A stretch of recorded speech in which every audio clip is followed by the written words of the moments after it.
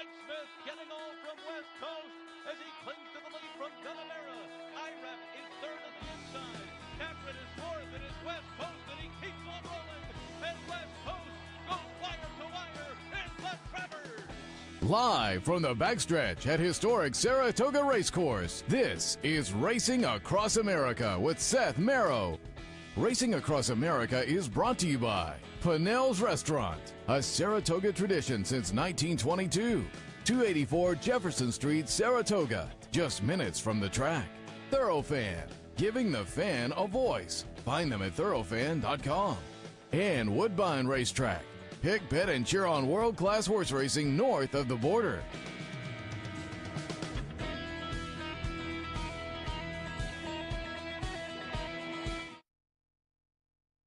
3.5, I'll let you do it. 1,325,000. You want to do that? 1,325,000 and 1,325,000. Not out of it. Take it down. 1,325,000. Not out of it. Take it down. Sure you would. Get right back in there. And 1,325,000. If the deal's all through, all done. Last go. 1,325,000. Now 50 and 1,350. Now 75 and 1,375. 1,375. Right back here. 1,375. Yes sir. Yes sir. 1,375 and 1,375. 5 of it. Take it down. 1,375 and 1,375,000. Thanks for what you did. $1,375,000. And I have $1,350,000. Ladies and gentlemen, please.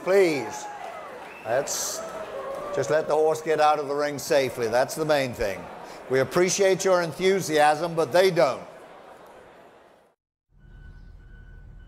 That was a week ago, just down the street, the Fasig-Tipton Pavilion, hip number 196, sales topper 1.35 million.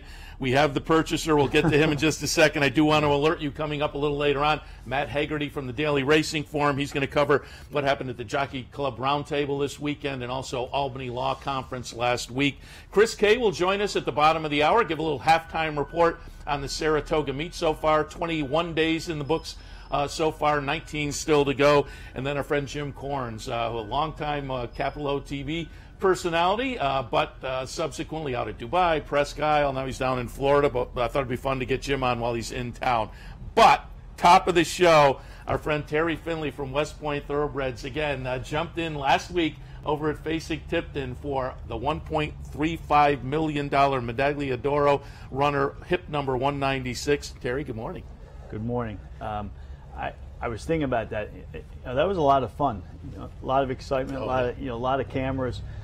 I just know in a couple of weeks I'm gonna have to write a check out. So I'll figure it out. I'll give it another week before I try to figure that out. I was in the backyard. I ran into you and Rob Masiello after I ran into Tommy Bellhouse and Migliori, and they were both like, "Wow!" But I ran into you and Rob Masiello subsequently, and you said it all came together pretty quickly. Describe what happens in the process of picking up a sales topper.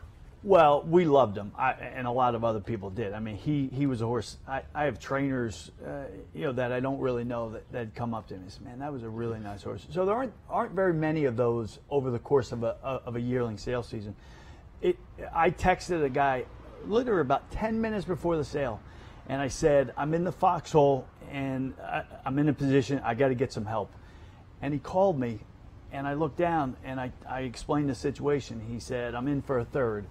And then I talked to Rob. He said, "I got you covered, for a third." Then another guy, "I'm in for 10%. And now I'm saying, I might have a shot to get this sucker done. And everything and he walked into the ring, and I just felt it. Sometimes in life, especially at these sales, there are times that you don't feel it. I felt it the other night, and it was really cool. Talk about that, the mental and the physical aspect of it when you're, and I know you guys play at maybe normally a little bit of a different level, and so to step up at Saratoga and get the sales topper, just like physically and mentally, what's happening as you're sitting there and it's going up and you're bidding and.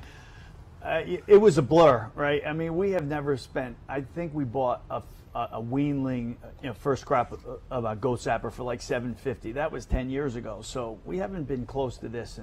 And again, sometimes it just comes over you. And if I knew if we would have tried to put this deal together that morning, there would have been a couple people that said, "I'll get back to you," and it would not have come together. So the fact that we had 10 minutes and every person that I talked to said, "Yes, I'm in," I don't know. There was just everything kind of fell into place, and the times in the horse racing business when everything falls into place, you gotta seize the day, and that's what we try. That's what I tried to do, and it. I just hope it works out. Yeah, of course. As I said, it was funny when I saw you afterwards. You said it all fell into place about 10 minutes before the horse came in. When we saw from the video, beautiful horse. And talk a little bit about the process beforehand. How did you find that horse? You're looking at the page. Were you out in the morning getting the confirmation and whatnot? How did you put that on your short list? Well, we usually like this sale. We'll buy one or two. If you look at the last 10 years, we don't buy a bunch here. We ended up with 4 at the select sale, and we bought one last night, a central banker, really a sharp filly. So I guess we were just a little bit more integrated and forward in the process. But David Ngordo, who's a really top-end bloodstock, I think has a great eye. He's kind of the advance, at the helm of the advance team. Wasn't he on the Zenyatta? He was. He bought Zenyatta at the September, and that really kicked off his career. But he's into a lot of things in Kentucky. So he's been a great addition to our ecosystem, and that's what I think we've done. Is I've worked on our ecosystem. The buying team, and we went to Eddie Woods in Ocala, and then our trainers. He's going to go to Grand Motion. And that's what I think my job is as the head of West Point, is to make that ecosystem better and better every year. And that's what I'm focused on. You mentioned going to Grand Motion. I found that interesting. I went to your website, and I had Tommy Bellhouse in a couple of weeks ago, and I mentioned it. And whenever I talk to you guys have a really good website. I mean, not just for the folks involved with West Point, but if you're just interested in you kind of upcoming races for your horses and news and events and whatnot. But I looked, and you already had trainers assigned for the 4 horses you bought. How's that process work? Well, I think that the team, they like to be able to give the full picture to potential prospects and clients. And I met with a gentleman last night at the sale. We just happened to talk, and we exchanged glances and shook hands, which happens a lot at the sales. And he said, I'm interested in getting more involved in the business. He's got a couple, but he said, the one thing that I want and I'll demand is I want good communication. I said, I think we got that covered. And I just say to everybody, trainers, other partnership managers, people want to be communicated with. The good, the bad, the ugly, and we know we're going to have it in our business. You got to communicate. Yeah. And that's what I've that mantra is really at the core of the things that we do in our company. And as I say, the website does that very successfully. I think it's a great website. People can find it. West Point Thoroughbreds out there on the internet. Google it, and then if you want more information, just to keep up with some of the horses, a lot of fun. I want to touch on some of your horses running right now. But before we do that, you mentioned Central Banker, and your guys who participate in the sales. What's jumped out to you this year as far as those first-time sires? Well, I think Carpe Diem. He had a couple over there. I mean, we bought a filly, paid $450,000 for her, but I mean, she was a spectacular athlete. He doesn't stand for a whole lot of money, but he's one that I would keep my eye on.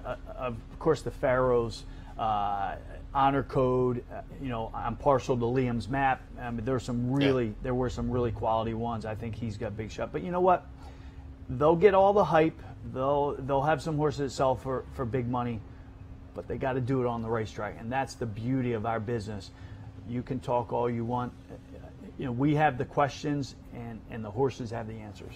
All right, let's talk about some of the answers, because you had a win yesterday. It was out of town, though, and I'm just curious. We're going to take a look yesterday up at Woodbine, watch Fire for Effect win a little claiming race up there, win it pretty nicely. Fire for Effect is going to be the number 4 horse here on our replay, and as I say, that was up at Woodbine, and I wanted to show this, A, because it was a win within the past 24 hours, but B, how do you guys, were you in front of a simulcast screen for this one? We are. I thought you were showing it because we haven't won one up here yet, but it was a win is good no matter where it is, but we know that wins at Saratoga are pretty darn. Yeah. They're more special than anywhere else. And certainly you will have plenty of opportunities before the meet ends. And I've stood at that big screen at the bottom floor of the clubhouse behind the West Point team, and they're very enthusiastic when the horses come down the stretch. Let's talk about some potential horses. Let's talk about one that won just the other day on the big day down at Monmouth, because I'm curious where Burned may go next. We're going to pull up the Molly Pitcher next from Haskell Day down at Monmouth. Byrne gets a nice graded stakes win in the Molly Pitcher. She'll be the number 8 horse in here under Joe Bravo. 3/4 of a length is the chart margin. And as I say, nice win on the big day down at Monmouth. What's up next for Byrne?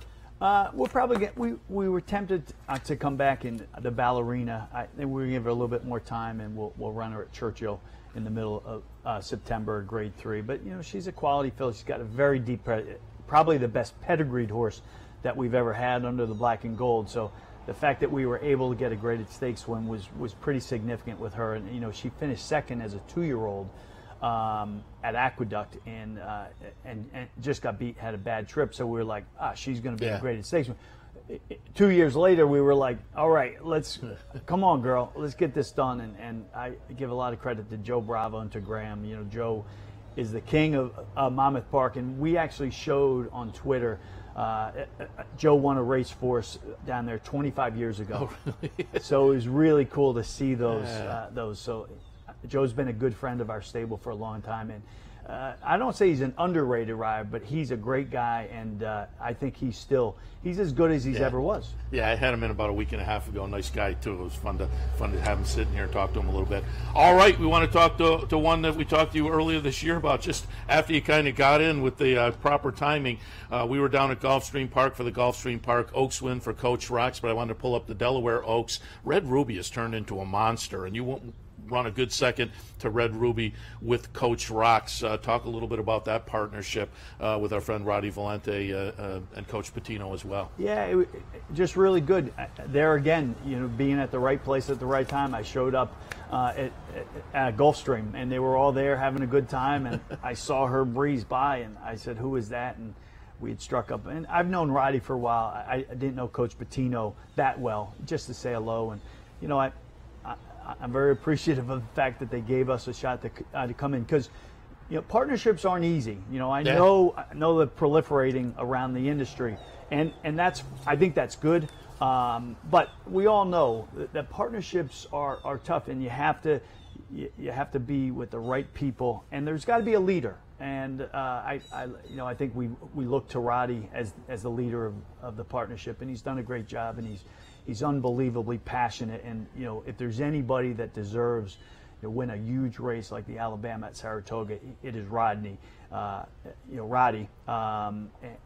Coach Patino has been a long-time supporter of our business, so you like to be around really good guys that have talked the talk over the years, but also walk the walk. And that's the game plan still next week in the Alabama. Yeah, can't wait. It's going to be fun. It's always fun to root for like the local guys, and with you and Roddy involved, the horse has been fun to kind of watch and root for over the course of the career, going back to that Gulfstream Park Oaks win, which we were lucky enough to be there for and talk to you in the winner's circle. I also wanted to pull up, we're going to take a look at the Dwyer from July 7th. Frenzy Fire freaks that day, but Seven Trumpets, pretty good second in that event. And I guess the game plan for Seven Trumpets is going to be potentially the Alan Jerkins later in the meet. It is. He did. He the winner. He made mincemeat of some really good horses.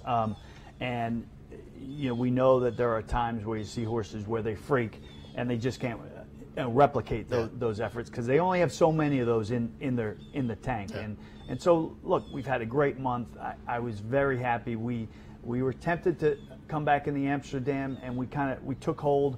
We gave him a couple more weeks, and I know Dale's, he's very happy with these two horses, and we're in with a chance on Alabama Day and on Travers Day, and that's really, if there are 2 weekends you want to be in play at Saratoga, I would think, aside from Whitney Day, there are 2 days that you want to be out in front and trying to get to the winner's circle. Terry, appreciate the visit. Got to wrap it up, but again, I'll tell people to visit the website.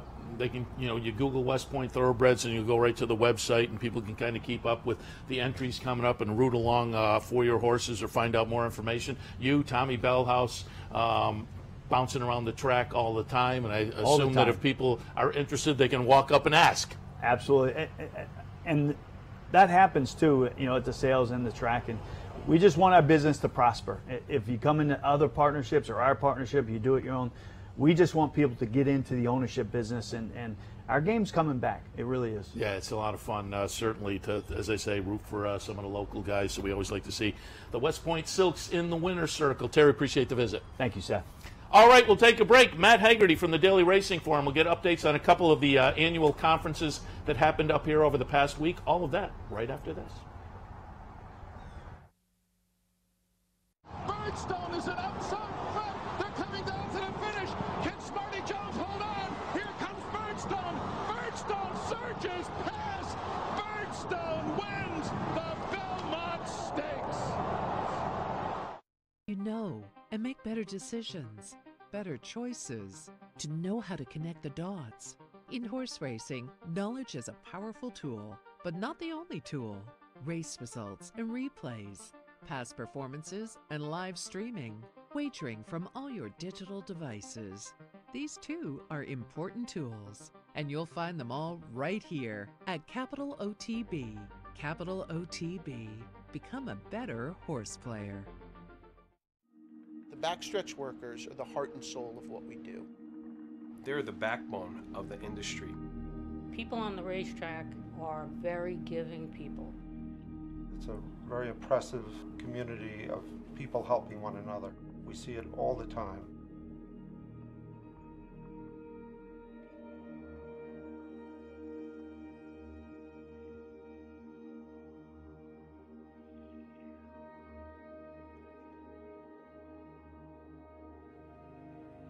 Any help we need is right there in their hands. It makes so much easier in the family to have somebody like Nathan to help them. Looking for a fantastic meal? Stop by Malcolm's, a unique farm-to-table restaurant experience. Located at 617 Union Street in Schenectady, Malcolm's offers locally grown fresh foods, mouth-watering flavors, an enhanced drink menu, and terrific service. Malcolm's is a sure bet during Saratoga season. Make your reservation today.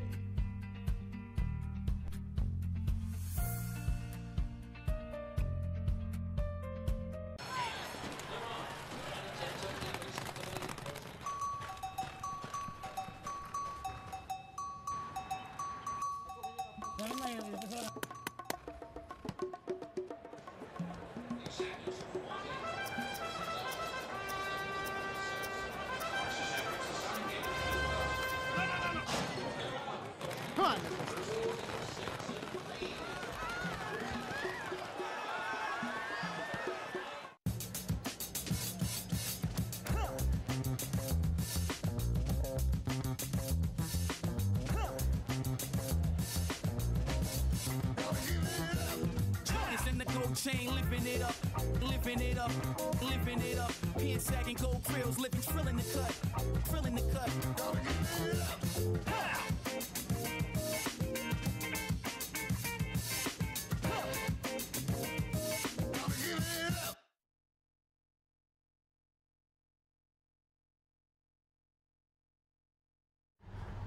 Welcome back to Racing Across America on a Monday morning live from the Saratoga backstretch. Seth Merrill, thanks for joining us, and thanks to our friend Matt Haggerty joining us as he does every year about this time to recap some of the confabs that happen here annually up at Saratoga. Matt, good morning. Good morning. Thanks for having me on.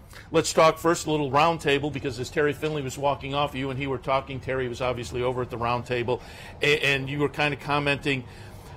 A big part of the roundtable this year was an update on the McKinsey report. The first report came out in 2011, and it seems like the update this year may be a little more optimistic. Yeah, definitely. When McKinsey came before the roundtable in 2011, they were looking at the trend line, which at that point was down about 6 to 7% a year for handle. They kind of just straight lined it out and forecasted there would be another 25% decline in handle over the next 5 years. Obviously, that didn't happen. I mean, there wasn't great news for racing in there, but there was a stabilization, at least from the high point, back in 2003 or 2004, whatever it was. And so it's just been kind of treading water since then, although we are seeing bumps this year, probably tax-related, probably a little bit of computerized robotic wagering, probably a little bit of that as well. But that might be related somewhat to the tax policy change as well. The good news is that racing, the primary metrics are not going down, and then if you look at the metrics a little different way, adding in the fact that races, the number of races keep going down, you're actually seeing some growth in the per race figure, which is the one you want to look at. That's probably the best metric as far as looking at the demand for racing signals. That number has been going up actually for quite a few years, going up at a pretty good clip. Nothing to say that the racing industry's fortunes have been resurrected, but enough that there's some optimism there. And then look at the purse side, and as much as everybody wants to complain, purses are at an all-time high as far as per race. They're at a number right now that the racing industry has never seen. A lot of that has to do with the continuing subsidies from gaming, but then also races keep going down, and the total purse levels aren't going down at the same rate, so you do have some optimism there. You talked about the optimism and some mixed reactions as well through the report, and one of the things that caught me was the comparison of larger tracks to some of the smaller tracks, with the larger tracks now attracting more of the betting dollar, which obviously is hurting some of the smaller tracks, and kind of the reaction to that in the report. Yeah, this trend was bound to happen as you have now more ADW wagering, as you have more computers in the pools. All of those people are more discerning bettors. They are looking for the best racing. They are looking for the racing that they feel they have the best shot at. The larger pools help out the computers. So this trend was bound to happen. Now the Jockey Club is trying to get forward of this and say that, okay, well, if this trend is going to keep going, well, then these smaller tracks in say marginal markets are going to have a tougher and tougher time. And they kind of come out with, was a pretty surprising announcement that their board has authorized them to at least explore the possibility of buying a track if that track is in jeopardy of being developed. They don't want to get in the way of other racing companies or other companies interested in continuing racing to step in and buy a track, but as they call it, the buyer of last resort, they feel that they're positioned to do that. They didn't have any specifics on that, though, necessarily. No, not necessarily, but at the same time, you look at the Jockey Club, they have some very consistent sources of revenue there. They can probably go to the capital markets and get money pretty cheaply, at least compared to other groups that might be putting together just a partnership. So you would think that they probably have the financial wherewithal to do that sort of thing. I'm not saying they could go out and buy Sand Meter or Gulfstream or one of these tracks that's just getting loads of money from a casino, but they can probably go out there and get 40 to 60 million pretty easily. So, and part of that was part of the report also recognizing that these smaller tracks tend to be feeder tracks as far as fans. That's how people are developed on the fan side of things. You go to your local track, and that's what kind of pulls you into the game. So you kind of need the B and the C level to maybe develop the fan base over time. Without a doubt. You talk to any horse player out there or horse racing fan, and their origin story starts at a local track. It's the same way with you. It was the same way with me. I grew up in Phoenix. I still have really fond memories of Turf Paradise, which was where I was introduced to thoroughbred racing, as well as the Greyhound Park there that's not open anymore. But yeah, I mean, it is important. The vast majority of people were introduced to this game at a racetrack. They were introduced through their family or their friends. It is absolutely the best way to experience racing. I still, really, really enjoy as many days as I'm sitting on my couch with my dog betting. I really enjoy getting out to Saratoga and Keeneland with all my friends and doing the things that horse players do. So I think they have a pretty good point there, especially when you're looking at markets. I just mentioned Phoenix. Shouldn't Phoenix have a live racetrack? The place is enormous now. So I can understand their thinking on that point. And one of those, when you mentioned Phoenix, shouldn't they have a racetrack? One of those that is kind of we're keeping our fingers crossed. Maybe Massachusetts and Boston. I went to last summer, first time I ever visited Suffolk Downs, and I did that on that kind of boutique weekend thing they had going. That's a beautiful track, and to think that Boston is not going to have a racetrack is just kind of a shame. Yeah, it is. You know, and there are metro areas like that where you can look around and say where racing used to have a decent presence, and Boston is one of those places where you're sad to see it go. It's a large, vibrant community. Cities are where the money is. Cities are where all the income increases are coming. So you know, you need those markets now. It's possible to create a horse racing fan from, say, a sports bettor, from someone who's just watching TV, or someone who's a very data centric person who enjoys that sort of thing. But the racetrack is the place to do it. Yeah, absolutely.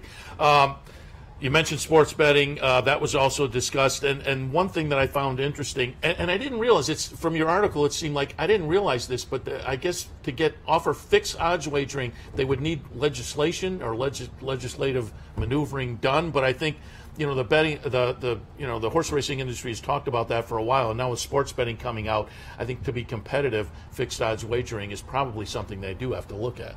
Yeah, and so if states are going to go ahead and say that, okay, sports betting is legal, well, then you are saying in effect that fixed odds wagering is legal. So I think the racing industry strategy on this is probably to make sure that when people start lobbying for these bills, is that racing doesn't get forgotten, that they don't say this act only applies to sports in which there are human participants. You see language like that in bills all the time, and so that at least there's an opening for the racing industry to provide fixed odds wagering. Now, racing commissions are going to have to write rules and things like that, but it was kind of encouraging yesterday for the Jockey Club to start talking about betting issues. This is not a area that the Jockey Club has been particularly focused on in the past. They've kind of stayed on the other side of it, and that's probably good that you could at least get the Jockey Club members, some of whom have a lot of influence in state legislatures, you know, on the side of the bettor here. I don't think it's a bad thing for fixed odds wagering to be out there, especially since so many people, not just the computers, but so many people like you and me are betting on their phones. So much money is pouring in. We have seen it change, you know, dramatically over the last 5 years, even, where just you are not getting the odds, no matter who you're betting, at post time that you saw when you started punching it at 2 minutes. So so having an alternative there where you can lock down a bet at the odds that you want, I think is a really good option for bettors in this day and age when so much money flows in so late. That kind of relates to my next question, because you also mentioned over at the round table they talked about robotic betting. We had the Matisse brothers in yesterday and had a little discussion on that, which affects those late odds changes, obviously. But what I found interesting about what you wrote about and what they commented on was robotics maybe now 16 to 19% of the overall wagering. But they look at it as the mathematical limit of robotic wagering being beneficial to the folks using it as 20%. So they're looking at a pretty close to the upper limit as far as those robotic wagers are concerned. Yeah, at some point you have to have a massive money in the pool in which the inefficiencies can still be spotted, and so so there is that theoretical mathematical limit. You also have the problem where the computers start betting against each other. We don't know how many computers are in the same pool. There could be a number of teams out there. This is one of the most opaque, areas of this game, trying to get a handle on where these teams are operating, what exactly their programs have access to. But that mathematical limit does exist. So you could get to a point where they get to 20% of the pool and they're not growing anymore. And there's also, this has happened in the past. These programs have tapped out before. There are guys that leave the game when they can't scratch out the tiny margin they're trying to scratch out. So any one or number of these guys leaving, guys or girls leaving, could have an impact on the parimutuel pools as well. As you say, you mentioned scratch out. You mentioned most of them don't make money. They make money on the rebate. Right, exactly. Yeah, you're just trying to get the rebate over to your net profit. So. And just quickly, have a minute left or so, but going back to Albany law, one of the topics was immigration as well. Yeah, I mean, you talk to anybody on the backstretch, and this is a big problem. The current administration's cracked down on all kinds of immigration labor, particularly from Latin America, is having a big effect on farm workers, on agricultural workers, on workers at the racetrack, which aren't agricultural workers. They're under the H-2B visa.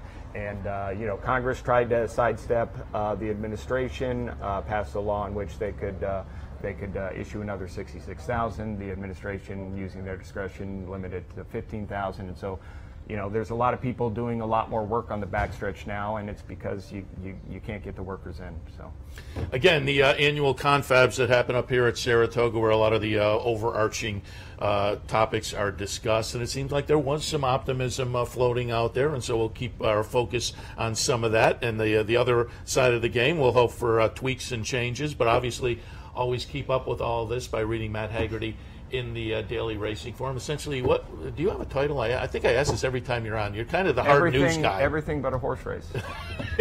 But you work on your visits up here. You get that side of the game. That's right. Personally. Yeah, I try and balance out my professional and social life. So, Matt Haggerty from the Daily Racing Form. Thanks for the visit. Thanks so much for having me. Check them out, Daily Racing Form, the hard copy, or drf.com. All right, we'll take a break. Chris Kay is in the house, the president and CEO of NYRA. We'll get the halftime report coming up right after this. Stay tuned. For 4 generations, Bruce Cerrone and his family have continued the 96-year tradition of delighting their local following and faithful summer crowd with the finest authentic Italian recipes. Classic Italian dishes made with the freshest ingredients and served in a home-like setting, where everyone is welcome. Some things have changed in the last 96 years, but not Pinnell's commitment to the finest in Italian cuisine. Pinnell's Italian Restaurant, a Saratoga tradition since 1922. 284 Jefferson Street, just minutes from the track.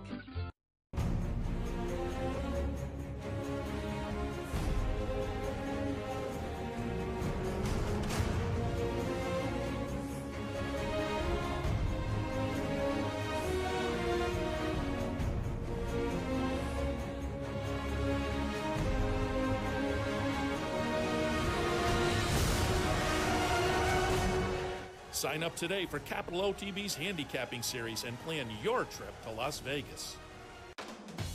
Visit Rivers Casino and Resort, the Capital Region's only destination for live table game action and the hottest new slots paying out millions.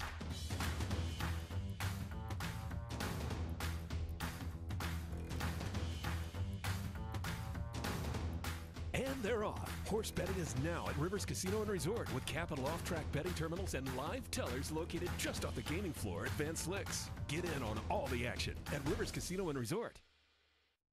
Funding your Capital OTB bet account is as easy as 1, 2, 3. 1. Easy Money. Clearly the fastest and easiest method of depositing funds into your account. Make deposits or withdrawals in just minutes. 2. Green Dot Money Pack. Gives you instant access to your funds. Green Dot Money Packs are available at thousands of retailers nationwide. And 3. MasterCard Visa. Simply click on the link from the funding page, enter your account information, and fund your account. CapitalOTBBet.com. Log on today.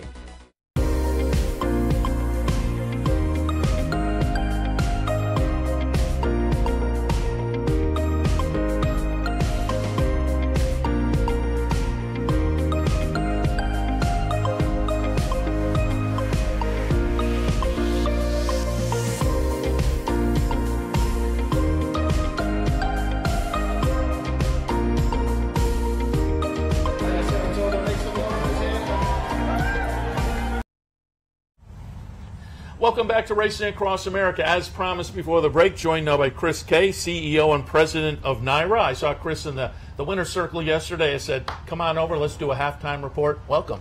Great to be here, Seth. Thank you. Happy to have you here. As I say, 21 days down, 19 still to go. Let's just talk a little bit. We'll hit on some subjects. I have some of the renovations that you've now had an opportunity to get some feedback on. I want to hit on that, some of the other events that are coming up. But as we are across the halfway point, just give us a little update. You and I were talking yesterday. Obviously, the weather a big factor. I can't remember summer as quirky as this. No. We've had rain almost every day. We started out with a fantastic opening day as well as Saturday and Sunday.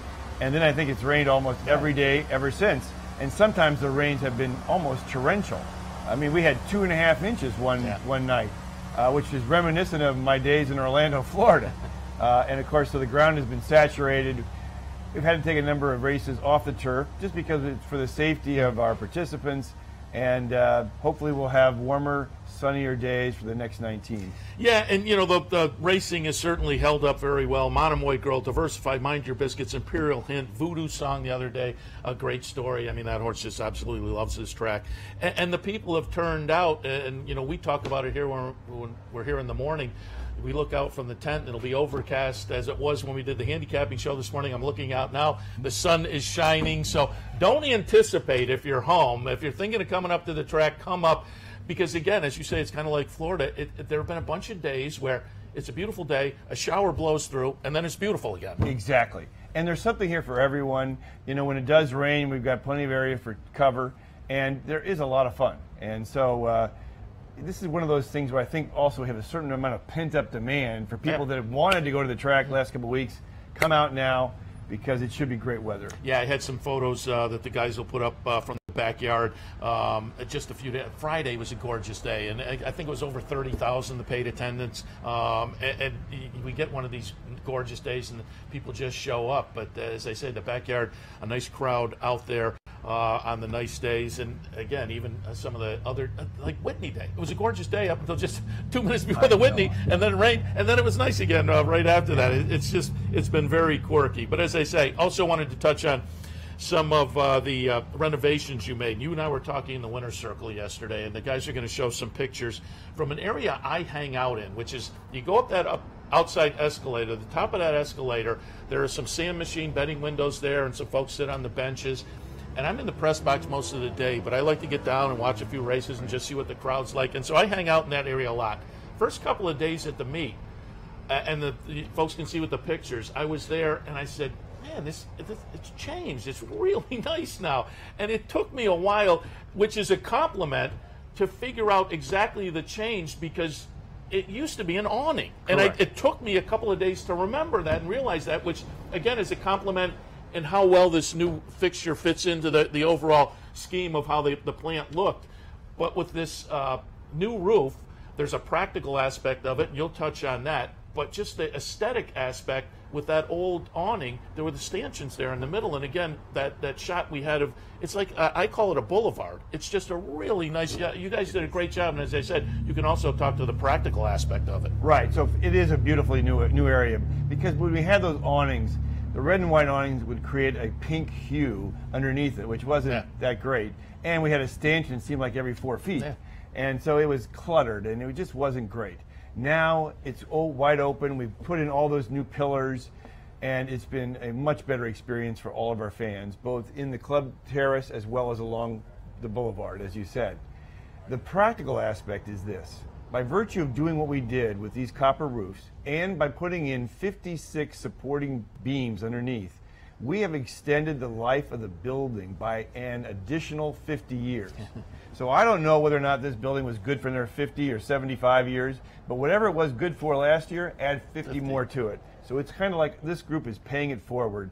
And I think it's going to be very significant, so that this grand old building will be grand as it gets even older. Yeah, and as I say, and as folks look at the pictures, a really great job, and it matches into the architecture that was already there. And talk a little bit, because one of the shots showed it, and you mentioned as well, that copper roofing, which is kind of extended down the... Right. So we started actually, I got here in July 2013. My first day, it was only 99 degrees, and there was that pink and white hue, if you will, under the upper level of the carousel, which now is called Easy Goer. We put a copper roof in there. Then we replaced the escalator. We put a copper roof over the new escalator. Now we've gone all the way across the back. And so you'll see over the next 4 or 5 years, it goes from that copper color you see right now to a dark brown. As you can see, if you look just beyond it in the left, you can see, and then it'll eventually turn black, and then it'll turn greenish black, and it'll look like it's been here for 1 million years. Also want to mention obviously, we've all at this point, everybody who's clued in and seen the plans for what's coming out, where the tent is now and where the temporary seating is on the clubhouse turn. Really nice upgrade coming up there. When's that going to start, and will people be in it by opening day next year? Well, it will start about a week after we leave here. You know, for about a week, we ship horses down, and so they're training. So we were mindful of the safety of our horses and our equine athletes and as far as that. But they will start working very hard in the middle of September, and hopefully we can get the roof up before the winter storms hit, and then open it next July. Yeah, looking forward to that. Again, if people haven't seen, check out the artist rendering. It looks like a really nice addition, nice permanent addition down there at the far end of on the clubhouse end of the facility. On the other end of the facility, though, and I'm excited to get what your feedback has been, because mine has been very good. The stretch, we've talked about it. I know you were in here with our colleague Brian Edo on the opening Saturday, and you know, you guys at the beginning of the meet were touting the stretch, which to me this was a home run. As a business decision, I mean, horse racing and the racetrack, people up here all hold it dear to their heart, and changes come hard, but when you look, that was just an underutilized couple of sections at the top, and to me, to then upgrade it and have it become kind of a destination for people up there, it's a beautiful addition. And as I say, over the past couple of weeks, I've now talked to people who've been over there, and they're raving about it. What's your feedback, Ben? Same thing. People have used the phrase home run all the time, or bravo, bravo, bravo. So that's been great. And you're right, it was an area that wasn't used much, and it really appeals to a different kind of experience. If you don't wear a coat and tie, and it's wide open, you can move around. We've got this great video wall. We've got the bar area. You can sit at your seat and have the food delivered to you. The technology that's available on those tablets is incredible. You can watch the race with only a 1 second delay. You can go to NYRA Bets and do all your wagering. You can go to NYRA Now and be able to look at old races. So if you wanted to bet on a horse that raced a month ago, you can see what it looked like in that last race. If you don't want to watch the races all the time, we have 40 different television channels, from the news channels to sports channels to cartoon channels to home and garden TV. I mean, we've got it all there. And people like to move around. It's been great. We sold out those boxes pretty quickly. But one of the things I think people are realizing is one of the best deals are the premium seats. For $40, you've got a seat. You are right there at the most strategic place of the track as they make the turn and horses begin to make their move. And you've got a nice table next to you. After the race is over, you go up, hang out at the bar, hang out in the dining area, have fun. You can place your bets either at one of the many tellers dedicated to the people in the stretch, or on your phone, or at one of our self-service machines. Go back down, watch your race, do it all over again. Yeah, as we've been showing the pictures, people get an idea of just what the upgrade was. Again, a couple of sections at the top of the grandstand that just were totally underutilized. So from a business perspective, really a great idea. And I'll add, for folks who haven't walked down there, walk down, but better yet, you've now added Fridays and Saturdays. People can go down after 6:30, and for an hour or so, they can get in and take their own first-hand look. Exactly. So we do have certain seats available on a daily sale basis. So that's the best way to check it out. But if those tickets are sold for the days you're at the track, on Friday and Saturday, starting at 6:30, come and we call it the last race showcase. And you can hang out. There's no admittance fee. We've got a disc jockey there. You can watch the last race here at Saratoga. You can stick around and watch some of the races in California. We have discounted beverage and food items. It's a great party. Yeah, great way to experience the stretch as well. Also wanted to touch on kind of a minor upgrade. Minor from the personal standpoint for you guys. I'm sure it was a major upgrade, but just the chairs and the box seats are all brand new. I know, they are. They're nice. You know, I mean, I think those chairs were designed for all of us who have to wear suits to catch our jackets. I mean, I can't tell you how many times. So now we have it's an aluminum base, far better, more comfortable netting. It's an upgrade for all of us, including those of us who need a little bit of back support. No, and they're nice looking too. And as I say, just on a personal aspect, it's kind of a little change. But for you, all the seats in all those boxes, it was a notable change. Also want to touch on, you mentioned when you were talking about TV, it got me to thinking. I just want to, once again, anytime I get anybody from your organization in who's involved, got to applaud what you do here at NYRA as far as the MSG Fox Sports shows. Those, daily horse racing on a sports channel for a couple of hours. I just think it's great for you guys, but I think it's great for the sport in general. Thank you, Seth. I agree. Because this is a way for you to really understand the sport. The other channel, you go from one race to another race to another race, and if you don't know much about the game, you can't learn much that way. Well, we provide you with that 25 minutes to help educate you and hopefully entertain you. And we've had segments that show the difference between a sprinter and a long-distance runner and a sprinter and a long-distance horse. Those kind of things have been very helpful. And it really has helped because you can see where people are wagering more on those races that are televised. We started this only 2 years ago on Whitney weekend, and Fox has already entered into a 3-year extension, and MSG has already entered into a 3-year extension with us. So that this year alone, we will have 225 hours of live television broadcasting of our races. And as I say, that's great for you guys, but it's great for the sport in general. And the features, as you mentioned, are very good.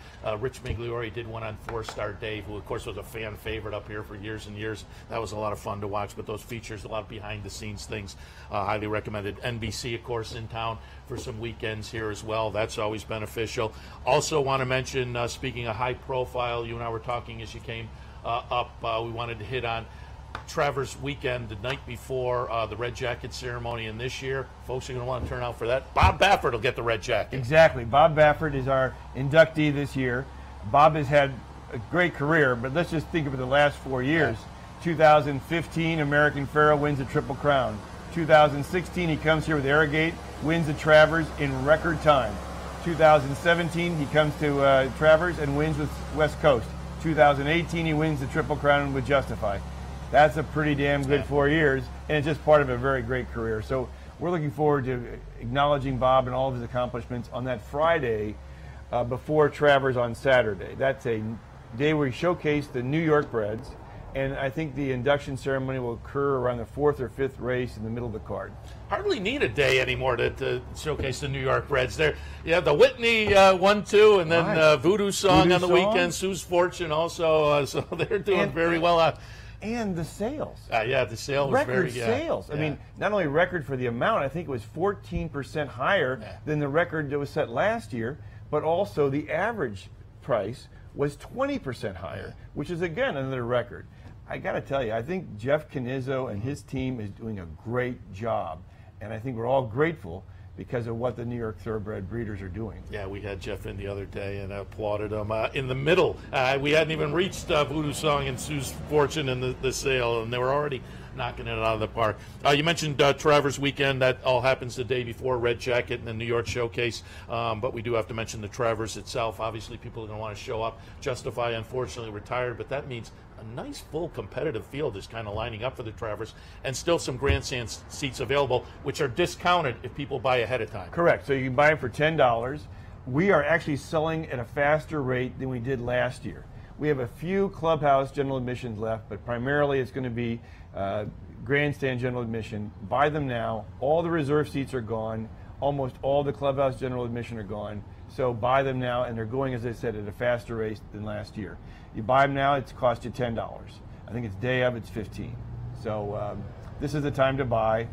I wish I could tell you I'm going to guarantee it won't rain that day. It's got to turn around at some point, though. Yeah, so, but it's going to be a great day of racing. Yeah. And in the Travers itself, we may have a filly from Canada. Yep. We're going to have a horse from the UK, from Europe in Gronkowski. We're going to have the winner of the Haskell. It's going to be a great field. Yeah, we were up at Woodbine covering the Queen's Plate, so I wanted to get that win up there. And Mark Cassidy said she likes 1.25 miles. So given the situation with Justify being retired, he's going to take that shot potentially in the Travers. I think it's going to be a really fun race, and certainly, again, take advantage of buying early and getting the discount. Just before we let you go, I want to touch on a topic that is important, again, just to the industry as a whole, because when New York racing is healthy, everybody benefits, and one of the things you guys are looking at in the future, and again, maybe some legislative help is necessary. We've talked about it before. Nighttime racing in New York, it's been tried at some other venues, and the game plan there, as I say, to help the industry as a whole, if you can move to nighttime racing for a few occasional opportunities during the year, you have the potential to bring in new people. Exactly. When you think about it, baseball, they don't have all their games in the daytime because they want to attract new generations of fans.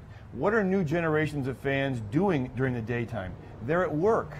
And so what we want to do is what every other sport does, have our events at night. And frankly, we think it's the best way to create new generations of fans. We're going to have a fantastic new Belmont Park someday. We're only talking about doing this at Belmont, not here at Saratoga. And it would be good for everyone. I was so appreciative that the governor supported it. I was appreciative that the Senate supported it. And I'm looking forward to the day when it can be supported by the Assembly. It doesn't hurt anyone. It helps everyone. And it gives people a choice they currently don't have. So I'm hopeful that in the end, we'll get a law passed so that just like every other sport, horse racing can be made available at night for new generations of fans. Yeah, we'll keep our eyes on Albany and hope that goes through because, as I say, that's good for everybody. More fans in the game, the better it is for all of us on the horse racing game.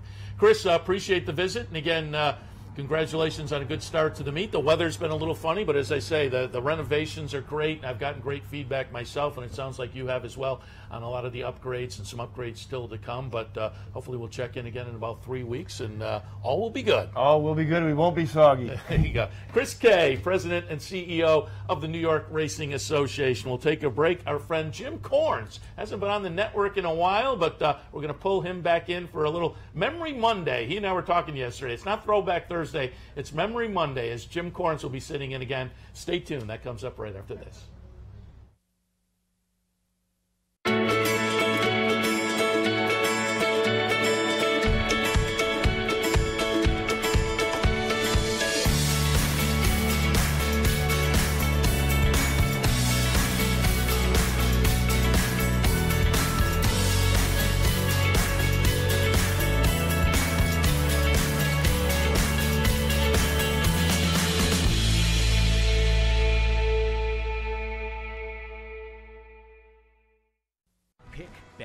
Cheer on live racing from Woodbine and Mohawk Park. Thoroughbred and harness action. The wagers are just the beginning. Watch award-winning broadcasts covering both breeds, incredible battles contested over the most unique grass course in North America. Experience the full fields with over 130 thoroughbred and 160 live harness days. Get access to free handicapping material and join the ranks of Woodbine and Mohawk Park players from all over the globe. For more information, visit woodbine.com.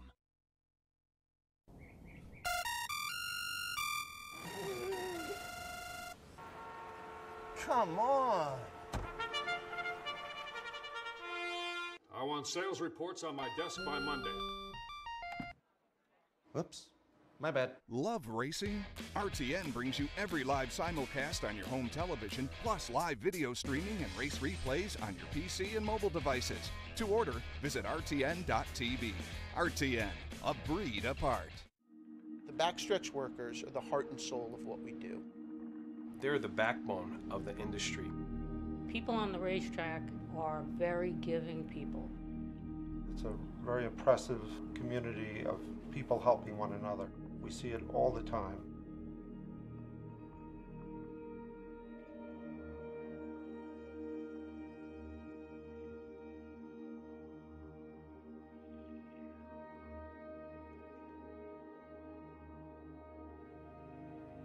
Any help we need it. It's right there in their hands. It makes so much easier in the family to have somebody like Nathan to help them. A day at the track isn't complete without a night at the Horseshoe. Great food, hot music, and cold drinks. So why go downtown when all the action's just across from the track? The Horseshoe Inn at the corner of Nelson and Gridley.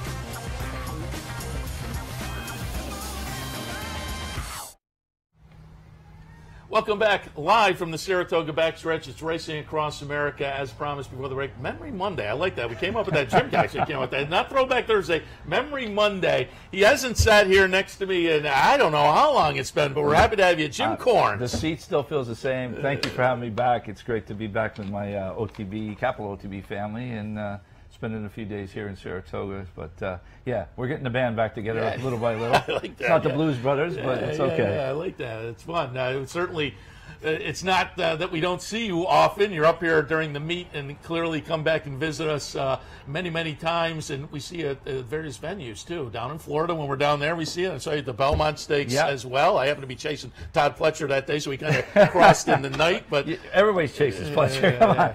But it's, Florida's my home base now. But delightfully all around the country at many different events, equine events, hunter jumpers, breeding, sales, and everything else. So it's a lot of fun, and again, I'm still with my racehorse family too, so it makes it nice. And everybody knows you, and you know everybody. You walk around. My wife says I should run for mayor. I don't know. Mayor of the racetrack, I might catch a vote. That's but not a bad idea. It's all good. Funny. No, it's all good.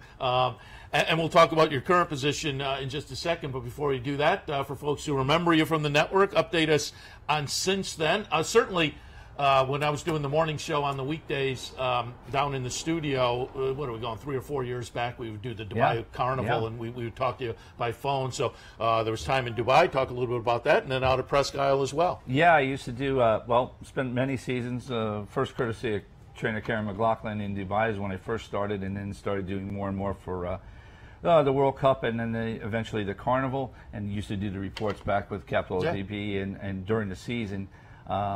Which was fun, and spent 19 seasons in 19 seasons in Dubai. What, really? Was so, that that yeah, it was. It was great, and I miss it. But my summer months in the later years after Carnival and World Cup, I would come back to the States, and I worked startup racetrack at the time, Presque Isle Downs.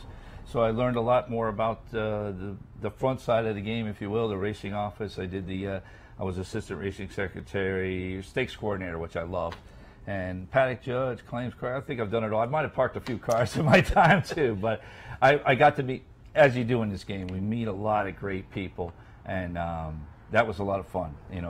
Old friendships and making new ones. So it was, and it kept me in touch too with Capital TV because I'd come and visit. So it was a lot of fun. You'd come and try to scoop up some stakes runners while Talk about that stakes coordinator for folks who don't know. You're kind of trying to hustle up horses for your stakes.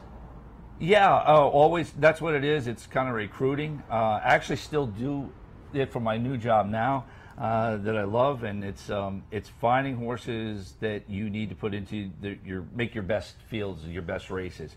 The simulcast world has changed everything, handle and stuff. So you're trying to put the best product you can out there, and of course the graded stakes committee, and you're judged on the participants that you have each and every year. So I really enjoy doing it because you got to talk to the horsemen and got to convince a lot of good horses to. At the time, come to Presque Isle, you had some money to give away, which is always helpful, and then the grades started to come higher and higher. So, and you had the big Filly and Mare race out there in the Filly and Mare was the Presque Isle Masters, and then we had the Presque Isle Mile, which I had some fun and actually got snuck wise. Dan kept him under the radar and got him to come in there during his Horse of the Year time, and it's a lot of good inside information. Is one that comes up, Majestic Perfection, some of the really nice fillies that have a great record of going on to the Breeders' Cup Filly and Mare Sprint. So, a lot of fun. Saw some nice horses, and again, helped them through their careers, and it was, for what we did in a little bit of time in Erie, Pennsylvania, it was fun. So. Speaking of nice horses, you were doing a little work for Chad Summers last summer, right? So I did. Mind Your Biscuits? Biscuits, he's something else. He's a character. But, I came up, got out of South Florida for the meet. Got my feet wet back into it a little bit. The shank still fits my hand, which is a good thing. So, I helped out Chad and, wrapped myself around it. And then opportunity knocked right after this meet here for me to join a really good team that I'm proud to be a part of today. So, it's fun. And it was an opportunity to be back in the old stomping grounds at home, because I did grow up in Delmar, so shout out to my people in Delmar. I was going to say, we'll talk Brookledge in just 1 second, but before we do that, talk a little bit about how you got into the game. You mentioned 19 years in Dubai. You've been in the game a long time, and it's fun. You've come over to the trailer, and we talked over at the sale last night. It's always fun talking to you because you have a million stories, great stories about the game. Some will go back only about, 99% that we couldn't use on the air. No, maybe, yeah, there's a few that and there's a few that are still living. We won't talk about until they pass. But again, great history in the game and a lot of great stories. How did you get into the game? I got in the game, thank goodness, from my parents. I have no connection to the business. My dad worked for the railroad along with my grandfather. My mom raised kids, and I'm thankful for them both to bring me to Saratoga. And I was back in the 24-day meet era. Yeah. So I was a under the rail kid, looking under the rail up at the picnic area in the top of the stretch. And as I got older, I could venture anywhere on the grounds. My parents would turn me loose, and I learned more about it. I think at the time I was young enough and small enough that I wanted to be the next Steve Cawthon. We were all about the same age. But obviously that didn't pan out for me. But no, I got introduced to the game here, and then obviously spent some time too with close by the Massachusetts Fair Circuit. That was an outlet for us. I didn't ever go to Disneyland. Still haven't been. This was my Disneyland. This was our vacation. This was our a great showcase for me to be introduced to the sport. And the more I learned about it, the more I loved it. And eventually went to a school in Kentucky called the Kentucky Equine Institute, and never looked back. Got hired to work on a farm with mares and foals, and opportunity knocked from there to there. Each rung on the ladder, I'm proud to say I reached and grabbed. So yeah, you have had many positions. It's a great game. A lot of great stories. You know? A lot of great stories. It's always fun to kind of sit down with Jim and just listen to some of the stories.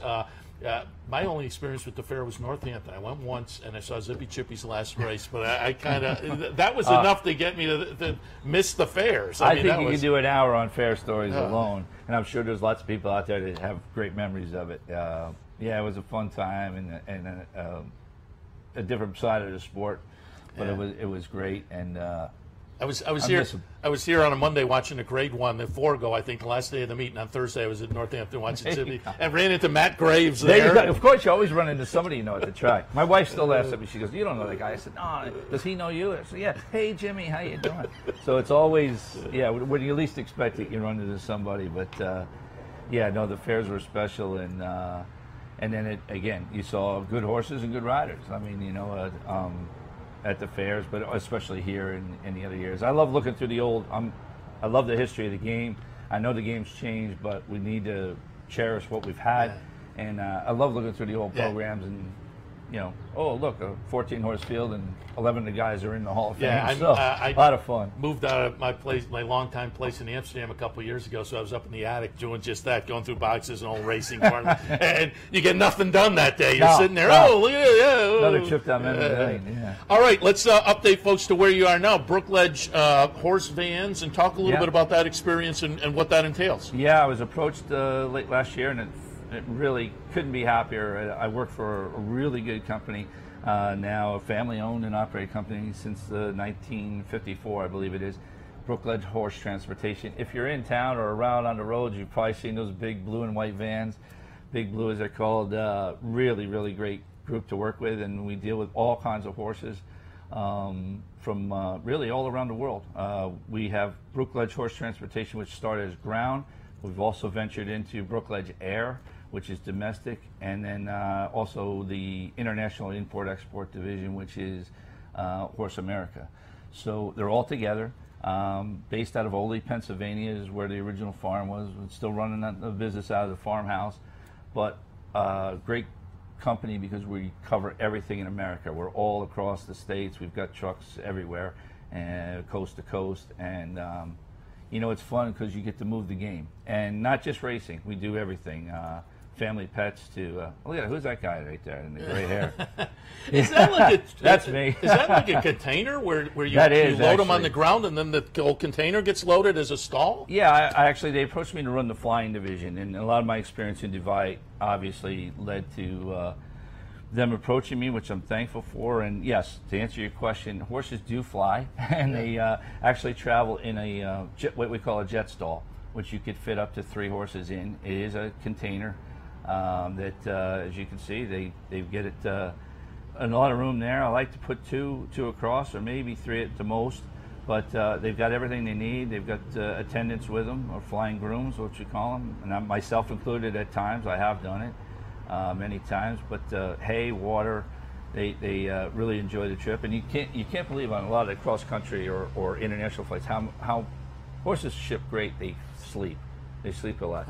Oh, there's Sharp Azteca. There's me watering off Sharp Azteca from the Naira Mile last year. Yeah, sure. So he made a quick trip back up in Florida. So are they loaded in that container stall right at the barn from like the racetrack they're leaving actually, from that goes on the back of the it's truck? A great or do they question. Yeah, and we've got really good equipment, obviously, with Brookledge, but the key is the horses never touch the ground, never touch the tarmac. So what we have is equipment that they can literally walk right off the horse van, straight into the horse stall, and the back end folds up. Everything moves forward. Horses always move forward, and close up the back. When we get to our destination, we drop the front of it, and they can walk straight onto the van there. And we've got, like I say, we've got vans on both sides, so one call does it all. We get to the, stall to stall treatment, which makes it really, really fun. Here's a question I've never thought of. What's and that? does it make a difference? Do horses like to face the front of the plane or the back of the plane? Does it make a difference? We always on the plane you always face forward. Okay. The jet stall's loaded that way. The great thing is we've got great relationships with the pilots and the companies that we fly with.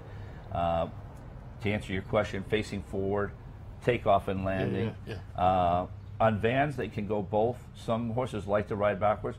We're a big proponent of our long distance trips of a box stall. So it's kind of like, really, it's first class. I mean, they have all the straw, all the bedding they need. They have hay, they have water at all times. They're on camera. We have built-in fans inside the vans.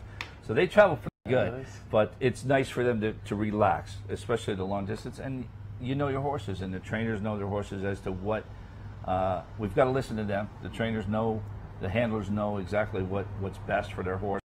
And we take that all into account. I like the pre-flight meetings with the pilots because we take into account our climate where we're going to. So we meet with them before the flights and do a briefing where we can regulate the temperature in the plane. Oh, okay. Especially if we're going. I do a lot of flights over the winter time. Horses coming to New York to run in stakes from Florida training bases. So. And it's a handicapping angle too. You'll see a workout maybe at Palm Meadows, and next thing you know, the horse is running in a stake at Aqueduct. But we have to adjust to every little detail, and it does count. It makes stress-free travel. It's what it's all about, because we want that horse to have his or her best chance or best show, or just get him there safely. So regulating the temperature and kind of changing it, going from a warm climate to a colder climate. Also takeoff and landing. How they know we're on there, they're really good about it, and how their takeoff trajectory, if you will, they take it into account. So it's great to be around people like that. They're great companies, and we load last and we're off first. And we don't have to go, the horses don't go through TSA, we do, and they don't have to go to the luggage carousel because we carry all the bags for them. But it's a lot of fun. Brookledge Horse Transportation, again, the shots you saw were, some of them were taken off the website, so you can visit the website for more information on that. Jim, got to wrap up, but before we do, I asked you, going back to the old Capital OTB TV days. The only requirement is I had to handicap or find a horse. Seth said, find me a horse. But you thought you might have an interesting one in the fourth. Fourth for me, I went 3, 9, 7, and 4. But I thought the 5 was interesting. I thought Hubba Bubba, the 2 was interesting for me. What did you find that was interesting? Well, I agree with you. The 3 current for Todd Pletcher, started by Curlin, Johnny V in the irons. Boy, it'd be lucky if you get the 5-1 on the page there. But that's the obvious one that jumps off the page. But one I did a little bit of research, and I believe this race is still on the turf. Yeah. I found number 8, reading between the lines and kind of seeing what could go on there. This is a privately purchased after its first run at Indiana Downs, which was scheduled to be on the turf. The horse worked, and then magically 8 days later came here. So I imagine a sale maybe after the horse came out of the race and maybe worked again. Been transferred now to trainer Michael Maker from Brad Cox. Still good lateral move there. They're both great guys. And pedigree-wise, this horse was intended to be on the turf the first time, but goes to the dirt if we come off. The mare's won on the dirt. She was graded 6th place. I love the workout pattern of this horse. And then as I put my blinkers on here to see, yeah, that last work at the Oklahoma training track, 49-2, around the dogs over there. So if it stays on the turf, I think that's the way they're going to eventually head with this horse. But if it does come off, I still think that horse is a factor. And Luis Saez is riding. Oh, yeah.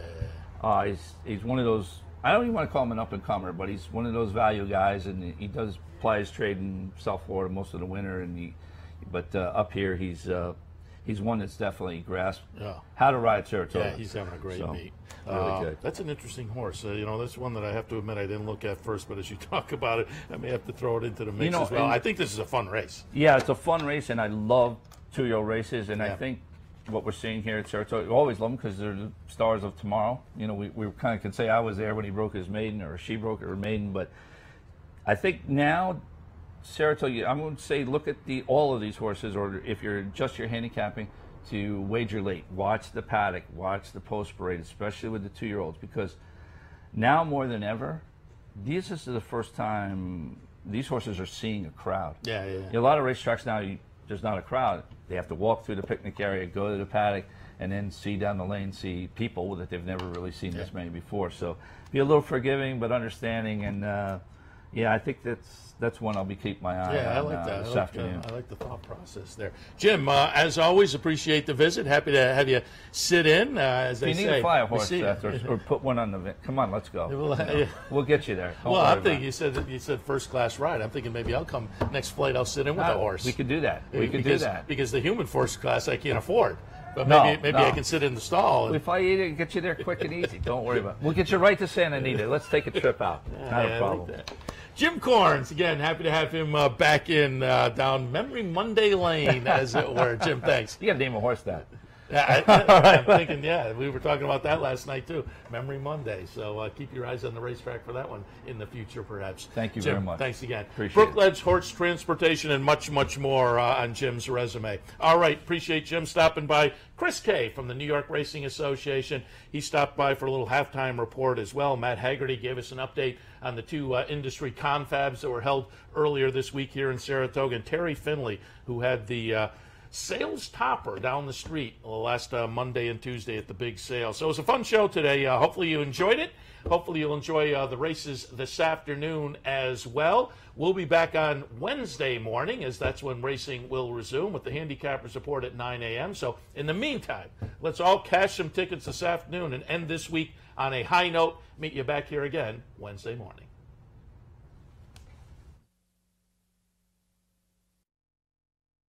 You've been watching Racing Across America with Seth Merrow. Racing Across America has been brought to you by CapitalOTBBet.com, the premier online wagering site in New York State. CapitalOTBBet.com. Sign up today. Pinnell's Restaurant, a Saratoga tradition since 1922. 284 Jefferson Street, Saratoga, just minutes from the track. Thoroughfan, giving the fan a voice. Find them at thoroughfan.com. Woodbine Racetrack. Pick, bet, and cheer on world-class horse racing north of the border.